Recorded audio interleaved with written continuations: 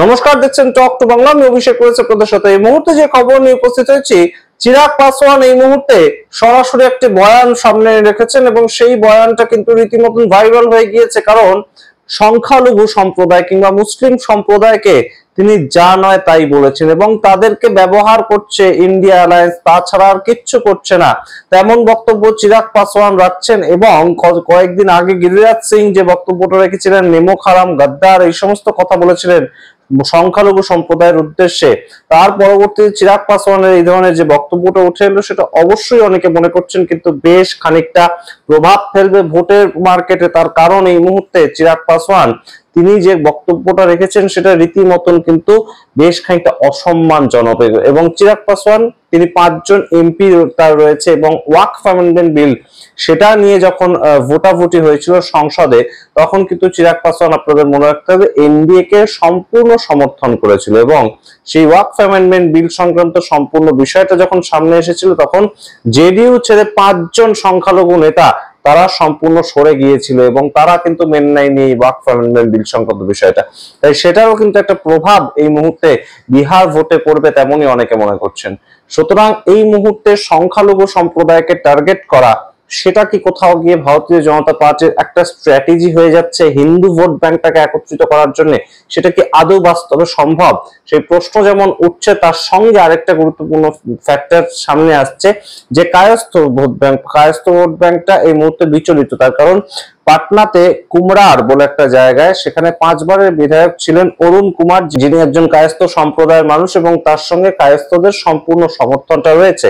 Kayastha vote bank একটা বিশাল বড় vote bank, যেটা কিন্তু বিহারের পাটনা শহরে একটা গুরুত্বপূর্ণ জায়গা থেকে সম্পূর্ণ তারা সমর্থন করতে এতদিন বিজেপিকে। কিন্তু এই মুহূর্তে অরুণ কুমারের টিকিট কেটে গিয়ে সঞ্জয় গুপ্তা, তাকে টিকিটটা দেওয়া হয়েছে এবং যিনি কায়স্থ সম্প্রদায়ের মানুষ নন।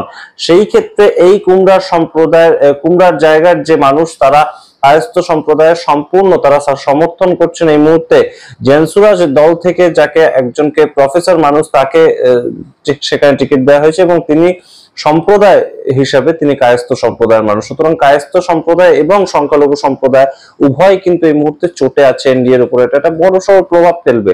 কি প্রভাব ফেলবে সে নিয়ে আলোচনা করবো। তার আগে অবশ্যই টক টু বাংলা ইউটিউব চ্যানেলকে সাবস্ক্রাইব করে দিন, এই ভিডিও দেখুন শেষ অবধি স্কিপ না করে। আপনারা জানেন যে রামবিলাস পাসওয়ান, চিরাগ পাসওয়ানের বাবা, তিনি কিন্তু তার মূল যে ভোট ব্যাংকটা তৈরি করতে সমর্থ হয়েছিলেন বিহারে, যেটার ভিত্তিতে তিনি 29টি আসন সর্বোচ্চ পেয়েছিলেন এলজেপিআর পার্টির তরফ থেকে। সেই সময় এলজেপিআর ছিল না, অন্য পার্টি ছিল তার, কিন্তু সেই যে বিষয়টা, সেই বিষয়টা কিন্তু এখনো পর্যন্ত তাদের সঙ্গে রয়েছে। কিন্তু চিরাগ পাসওয়ান তিনি এই মুহূর্তে তো কেন্দ্রীয় মন্ত্রিসভায় একজন এমপি এবং তার সঙ্গে মন্ত্রীও বটে, কেন্দ্রীয় মন্ত্রী। সেই জায়গা থেকে তিনি এই মুহূর্তে ভারতীয় জনতা পার্টির যে স্ট্র্যাটেজিটা, সেটাই কোথাও ফলো করলেন। তার কারণ 29টা তিনি সিট পেয়েছিলেন, তার মধ্যে একটা মাত্র সিট তিনি সংখ্যালঘু সম্প্রদায়ের একজন মানুষ বা মুসলিম সম্প্রদায়ের একজন মানুষ তাকে দিয়েছেন। বাদ বাকি প্রত্যেকটা সিটেই তিনি সম্পূর্ণভাবে কিন্তু হিন্দু সম্প্রদায়ের বিভিন্ন মানুষদের ভোটে লড়তে টিকিটটা দিয়েছেন। এবং সেইখান থেকেই তার যে বক্তব্যটা উঠে এসেছে, তিনি বলছেন যে এদেরকে শুধু ভোট ব্যাংক বানানোর চেষ্টা করে আরজেডি এবং কংগ্রেস। সাহানি সাহেবকে দেখুন, নিজে ডেপুটি সিএম হচ্ছে কিন্তু অন্য কাউকে ভোটে লড়তে দিতে চাইছে না।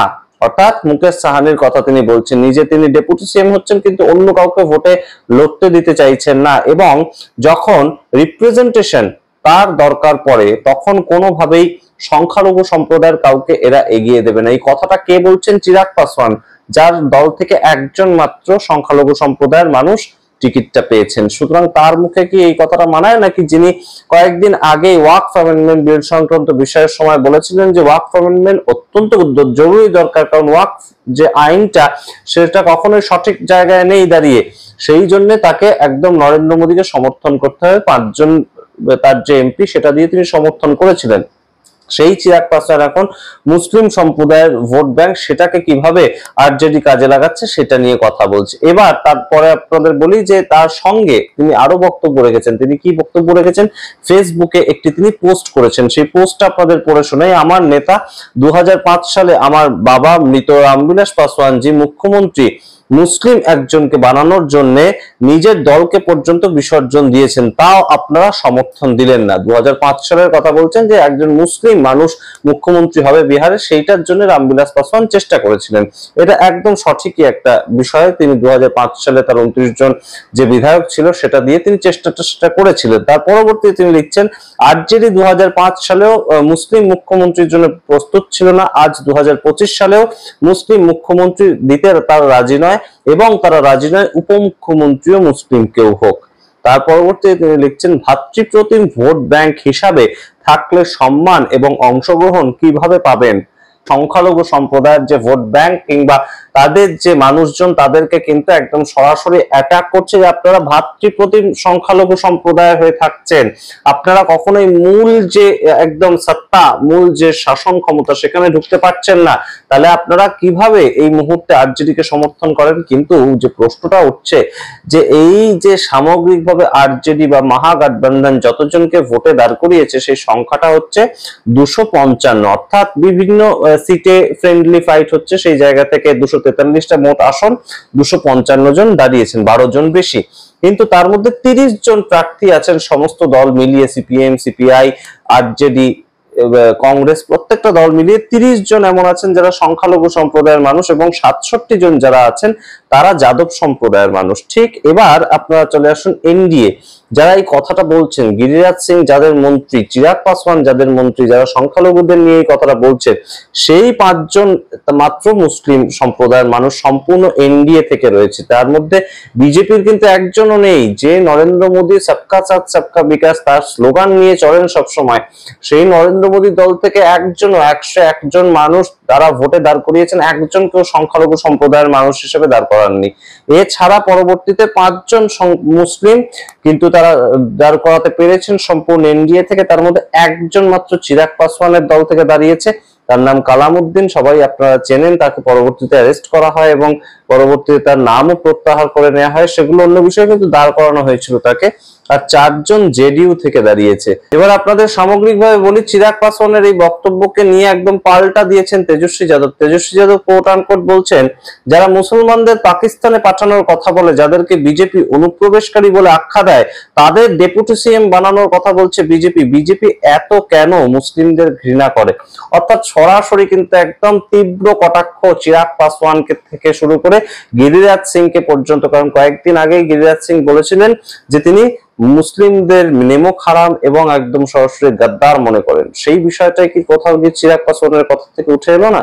এবার আপনাদেরকে বলি একটু ছোট্ট করে যে কায়স্থ সম্প্রদায়ের ভোটটা, কায়স্থ সম্প্রদায়ের ভোট অবশ্যই বিহারের পাটনা যে রাজধানী শহর, সেখানে বিশাল একটা পরিমাণে কায়স্থ সম্প্রদায়ের ভোট, এবং তারাই মূলত সমস্ত কনস্টিটিউয়েন্সি গুলো পাটনা কেন্দ্রিক তারা কন্ট্রোল করে। এই কন্ট্রোল করা কায়স্থ সম্প্রদায় এই মুহূর্তে কিন্তু আর বিজেপিকে চাইছে না পাটনায়। অরুণ কুমার তাদের বহুদিনের নেতা, 5 বারের বিধায়ক, মানে 25 বছর আগের থেকে তিনি পাটনার এই কুমড়ার যে কনস্টিটিউয়েন্সিটা সেখানে তিনি দাঁড়াচ্ছেন, তাকে এবার সরাসরি সরিয়ে দেওয়া হলো।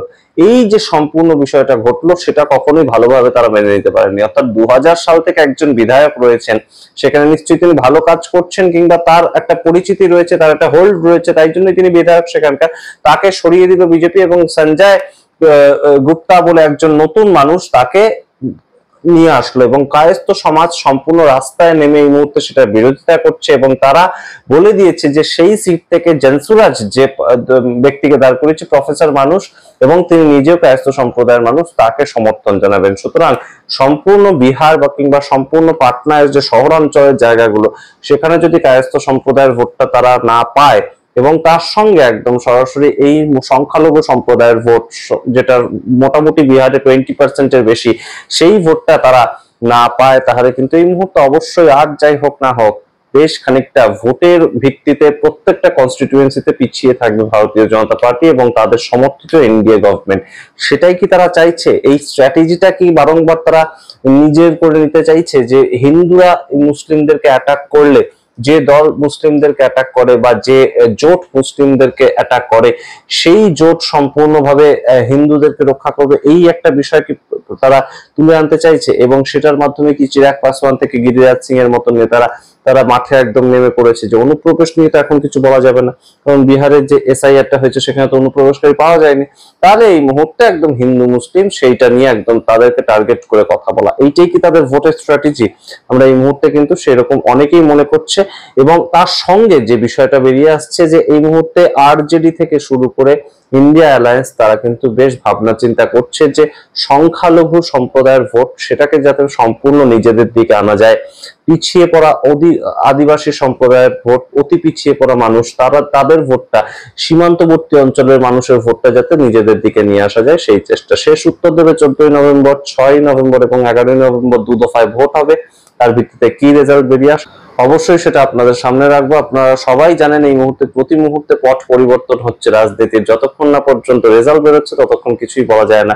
যে কোনো গঠবন্ধন জিততে পারে, তবে চিরাগ পাসওয়ানের এই ধরনের বক্তব্য এবং তার সঙ্গে হঠাৎ করে তার মুসলিমদেরকে নিয়ে চিন্তা ভাবনা, কে মুসলিমদেরকে ব্যবহার করছে, কে মুসলিমদেরকে ডেপুটি সিএম বানাচ্ছে, এই বিষয়গুলো কিন্তু কোনোভাবেই মেলে না তার যে ওয়াকফ অ্যামেন্ডমেন্ট বিল সংক্রান্ত বিষয় সম্পূর্ণ এনডিএ কে সমর্থন করা এবং সেখানে মুসলিম বিরোধিতা করা, ওয়াকফ অ্যামেন্ডমেন্ট বিলকে সমর্থন করা এবং তার মাধ্যমে তিনি যে কথাগুলো বলেছিলেন সেটা কিন্তু কোনোভাবেই ভালোভাবে নেয়নি সংখ্যালঘু সমাজ।